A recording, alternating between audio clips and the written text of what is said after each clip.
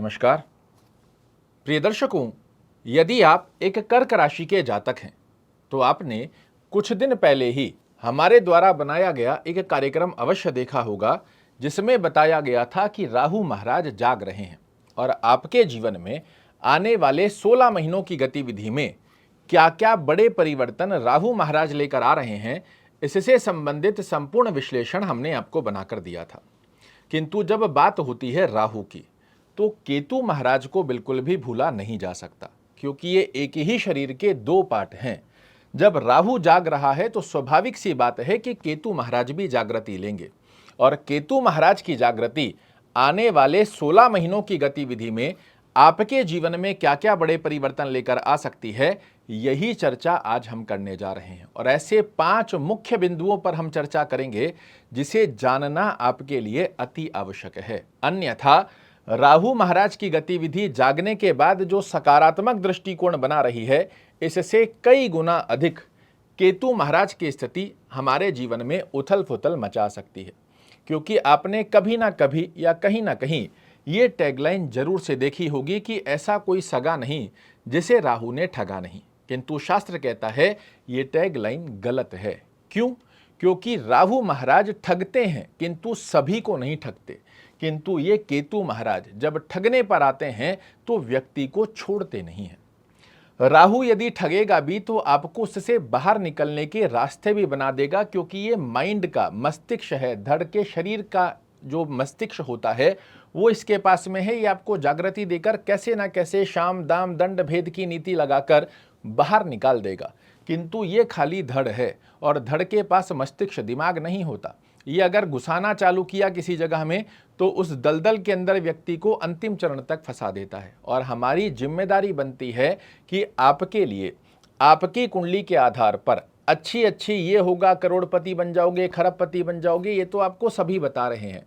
किंतु किन बातों की सावधानी रखना हमारे लिए जरूरी है, इसे सबसे पहले समझना आवश्यक है। आप एक रास्ते पर बेफिक्र होकर चल रहे हो, किंतु यदि आपको पता हो कि इस रास्ते पर 4 कदम जाने के पश्चात में एक गड्ढा आएगा और मुझे उससे साइड में से निकलना है, और वो अगर आपको पता है तो आपके लक्ष्य तक पहुंचना आपके लिए बिल्कुल सकारात्मक और साधारण गतिविधि को दर्शा देगा। किंतु यदि हम बेफिक्र होकर ऊंचा मुंह कर चलते जा रहे हैं, गड्ढे में गिर गए तो फिर बचाने वाला कोई नहीं आता। इसी स्थिति के आधार पर केतु महाराज को समझना जरूरी है। पहली स्थिति में आप समझिए, ये अपनी शत्रु कारक राशि में बने हुए हैं, और शत्रु कारक राशि के साथ साथ में ये आपका धन भाव होता है, ये आपका वाणी भाव होता है, ये आपका कुटुंब परिवार होता है। जब शत्रु कारक भाव के अंदर केतु महाराज की स्थिति होती है तो ये व्यक्ति के लिए पहला नकारात्मक दृष्टिकोण जो बनाकर देती है, फाइनेंशियल दृष्टिकोण में व्यक्ति को उलझा लेती है। फाइनेंशियल दृष्टिकोण में उलझाने जैसी स्थिति कैसे बनेगी कि आपके पास में धन दृष्टिकोण राहु की स्थिति से, अन्य ग्रहों की स्थिति से आ रहा है, किंतु यहाँ केतु महाराज, एक एग्जाम्पल से समझिए कि दरवाजे से पैसा आ रहा है, खिड़की से ये कब ले जाएंगे आपको पता नहीं लगने देते। तो पहली स्थिति में फिजूल के खर्चों की स्थिति के ऊपर आपको सावधानी बरतने की आवश्यकता रहेगी इस वर्ष के 4 महीने और अगले साल के 12 महीने। ध्यान से समझिएगा, ये बहुत इंपॉर्टेंट पार्ट है। जब तक आप कुछ ऐसी गतिविधियां जो आप नहीं जानते और वो हो जाती है, वहां पर संभलना मुश्किल होता है, किंतु हो सकती है उसे का पता आप पहले से जानकर रखें तो आपके लिए चीज़ों को बैलेंस करना, प्लान करना बहुत सहज हो जाता है। फाइनेंशियल दृष्टिकोण में कोई भी बड़े डिसीजन यदि आपको लेने हो, किसी से लेनदारी करनी है, देनदारी करनी है, किसी भी प्रकार की फाइनेंशियल दृष्टिकोण से आप कोई भी डिसीजन ले रहे हो, बड़े सोच समझ कर लेने हैं।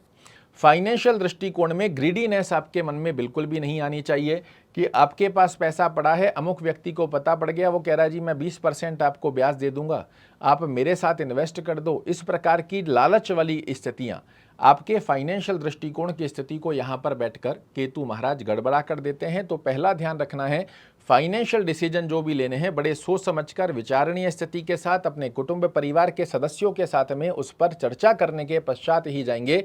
ओवर कॉन्फिडेंस होकर शॉर्टकट रास्ते और ग्रीडीनेस के साथ में फाइनेंशियल दृष्टिकोण में आपको किसी भी प्रकार के डिसीजन में जल्दबाजी में नहीं जाना है। दूसरी स्थिति में कुटुंब परिवार के अंदर आपको थोड़ा सा सामंजस्य बनाकर रखने की आवश्यकता रहती है। मैंने बताया ये वाणी भाव होता है, और वाणी की स्थिति के ऊपर जब केतु महाराज बिना सोचे समझे अवस्था को बनाएंगे तो आप समझ सकते हैं, बिना सोचे समझे जब आप बोलना शुरू करेंगे तो वो कहीं ना कहीं आपके लिए हार्मफुल होता है। और उस स्थिति के आधार पर ओवर कॉन्फिडेंस में आकर एक अलग सा घमंड, एक अलग सी नेगेटिविटी के साथ में जो मुंह में आ रहा है वो हम बोल रहे हैं, इस स्थिति से आपके रिश्तों के अंदर खटास आती है, आपके बनते बनते कार्य रुक सकते हैं, खराब हो सकते हैं। तो अपनी वाणी पर संयम रखने की आवश्यकता आपके पास रहेगी। जिस प्रकार राहु महाराज के पास 3 दृष्टियां होती है, जहां ये बैठते हैं वहां से 5वें घर को, 7वें घर को और 9वें घर को देखते हैं, उसी प्रकार से केतु महाराज के पास भी 3 दृष्टियां होती हैं। ये गोचरी अवस्था के अंदर आपके द्वितीय भाव में बैठे हैं। तो पहला मैंने आपको बताया कि फाइनेंशियल दृष्टिकोण में कोई भी डिसीजन लेना है सोच समझ कर लेना है, अपनी वाणी पर संयम रखकर नाप तोल कर बोलना, इसका विशेष रूप से ध्यान रखना है। कुटुंब परिवार में सामंजस्य बनाकर रखने की आवश्यकता आपको रहेगी। 1, 2, 3, 4, 5 ये 5वां घर हो गया। जब केतु महाराज की पंचम दृष्टि आपकी कुंडली के षष्ठम भाव पर आएगी तो इस स्थान को समझिए, ये आपका जॉब स्थान है, ये रोग, ऋण, रिपु, कोर्ट कचहरी, मुकदमा, लिटिगेशन, ऑब्स्टेकल का स्थान भी है।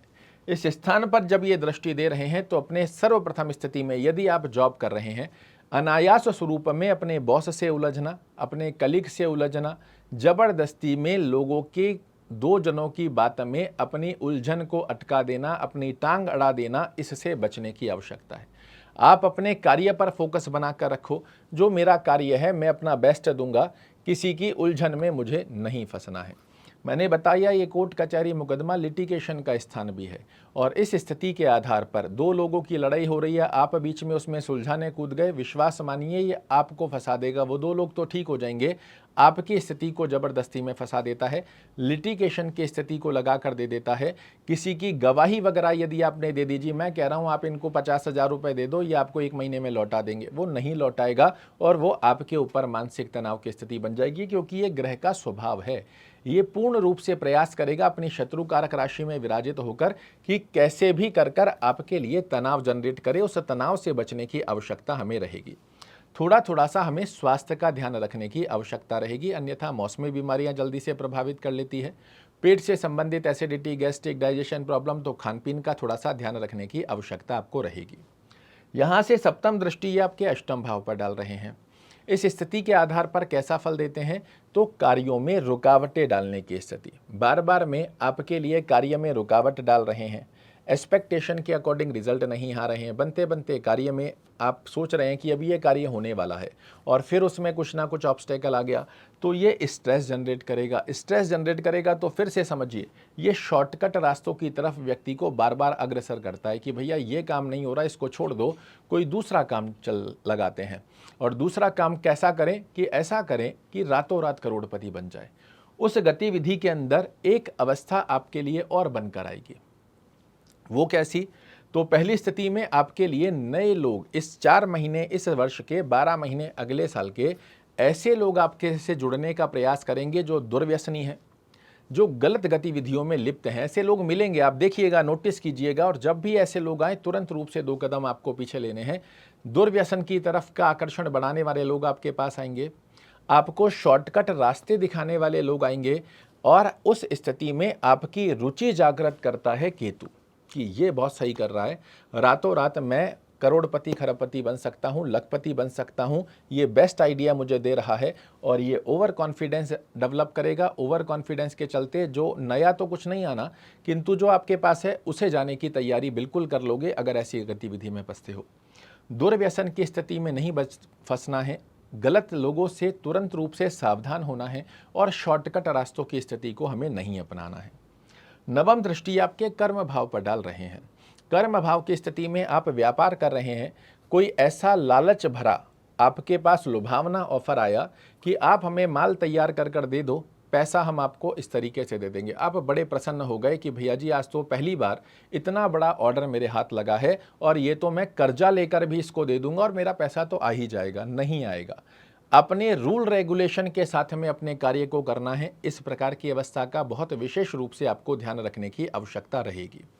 अगर आप जॉब कर रहे हैं, अच्छी खासी आपकी जॉब चल रही है या फिर छोटा मोटा स्ट्रेस भी चल रहा है, किंतु आपके पास कोई ऐसा लुभावना ऑफर आया, मैं आपको डबल सैलरी देने को तैयार हूं, आप मेरे लिए आ जाओ, चाहे स्टार्टअप ही हो रहा है उस कंपनी का, आपने एक अच्छी प्रतिष्ठित कंपनी को छोड़कर उनके साथ लगने को तैयार हो गए क्योंकि डबल सैलरी दे रहा है। वो 2-3 महीने तो आपको अफोर्ड कर पाएगा, किंतु चौथे महीने कर देगा, जी मेरा खुद का ही काम नहीं चल रहा, आपको कैसे करवाऊंगा, आप अपना ही काम देख लो। क्या हुआ, जो अच्छी जगह हम थे वहां से भी हट गए, और जहां पर गलत गतिविधि में 2-3 महीने की स्थिति तो बनी, किंतु उसके पश्चात में वो स्थिति गड़बड़ा गई। मैं इतना डीप आपको इसलिए समझा रहा हूं क्योंकि केतु के स्वभाव को हर कोई नहीं समझ पाता, और जब इसे आप समझ लेंगे तो फिर आपके लिए बहुत अच्छा योग रहेगा।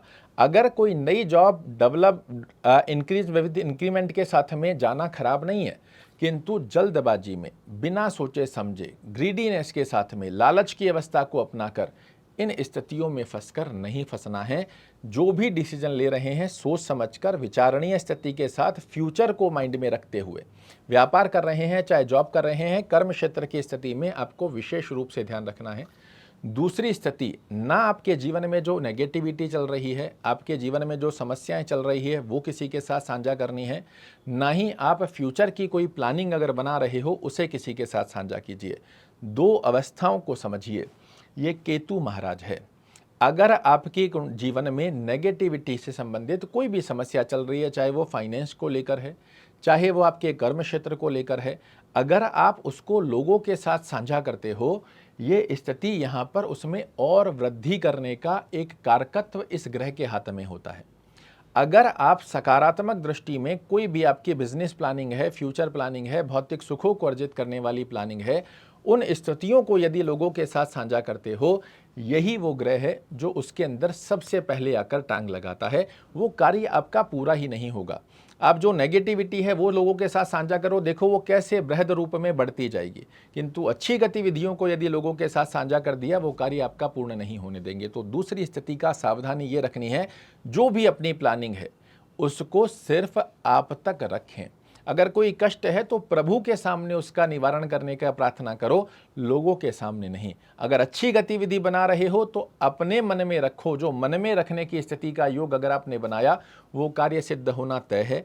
अगर लोगों के साथ साझा करने की स्थिति बनाई, शायद हो सकता है लोग उसका फायदा उठा लें, किंतु आपको नहीं होने देगा ये केतु। तो ये छोटे छोटे पॉइंट हैं जो सुनने में बड़े साधारण लग सकते हैं, किंतु उस व्यक्ति से पूछिए, या फिर हो सकता है आप में से भी कोई ऐसा व्यक्ति हो जो इन 5-6 समस्याओं के बीच में फंसा हुआ हो। वही व्यक्ति जानता है कि ये छोटी छोटी सुनने वाली बातें जब जीवन में प्रवेश कर जाती है तो कितनी नकारात्मक दृष्टिकोण को दर्शा देती है। एक बार समरी कर देता हूँ। फाइनेंशियल दृष्टिकोण की स्थिति के अंदर कोई भी डिसीजन सोच समझ कर लेना है, वाणी पर संयम रखना है, जॉब के अंदर अपने कार्य पर फोकस लगाना है, लोगों की उलझन में नहीं उलझना, किसी की गवाही नहीं देनी है। लिटिगेशन की स्थिति का योग, जबरदस्ती कोर्ट कचहरी मुकदमा की स्थिति किसी और के द्वारा हमारे जीवन में प्रवेश करे, ऐसी गलती बिल्कुल नहीं करनी है। शॉर्टकट रास्ते, दुर्व्यसन की स्थिति पर नहीं जाना है। कर्म क्षेत्र पर जो भी डिसीजन लेंगे ये आप बड़े सोच समझ कर लीजिए। 18 अक्टूबर के बाद में आपकी कुंडली के अति शक्तिशाली ग्रह आपके लग्न में आने जा रहे हैं। देखिएगा बड़े सुंदर योग बनकर आते हैं, किंतु उससे पहले या उसके बाद में केतु के जंजाल में फंस गए तो बड़ी गड़बड़ कर देगा। ओम केतवे नमः का जाप करना, गणेश चालीसा का पाठ करना या सुनना, दोनों में से जो संभवत स्थिति बनती है इसे फॉलो कीजिए। साथ ही रास्ते में जो आवारा कुत्ते घूमते हैं इनको कुछ ना कुछ खाने की वस्तु अवश्य रूप से दीजिए।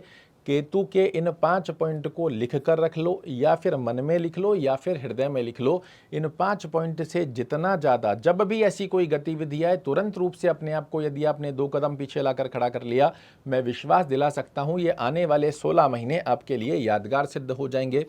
इन एक भी गलती के अंदर यदि हम फंस गए तो बनती बनती चीज़ों को हम अपने हाथ से बिगाड़ लेंगे। ऐसा मत कीजिएगा, यही हमारा उद्देश्य है और ये ज्योतिष के माध्यम से ही आप समझ सकते हैं, इसका और कोई और अदर सोर्सेज नहीं बनता है।